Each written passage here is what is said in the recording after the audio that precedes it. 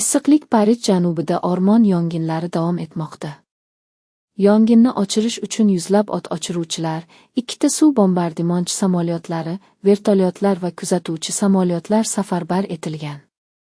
Yong'in A6 avtomagistralida harakatni to'xtatib qo'ydi va Parijning Gare-de-Lyon shahridan kelgan poyezdlarni eng gavjum dam olish kunlaridan birida kechiktirdi. Isroilda Netanyahu rahbariyatiga qarshi referendumga qora ko'rsatiladigan saylovlar 27 oktyabr kuni bo'lib o'tadi.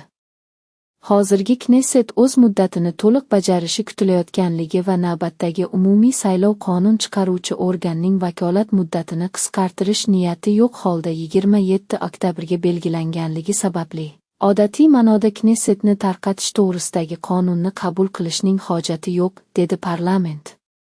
76 yoshli Netanyahu allaqachon mamlakatning eng uzoq vaqt xizmat qilgan bosh vaziri bo'lib, u bir necha muddat davomida bu lavozimni egallagan.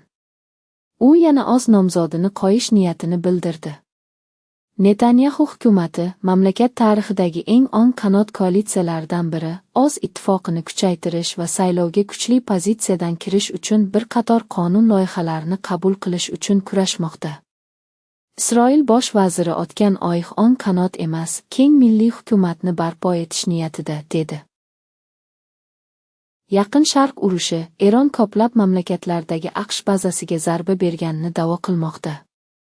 Prezident Donald Trump dushanba kuni Fox News telekanaliga telefon orqali bergan intervyusida AQSh ehtimol bo'g'ozning qo'riqchisiga aylanishini aytdi va Washington ham buning uchun qoplanishi kerakligini aytdi.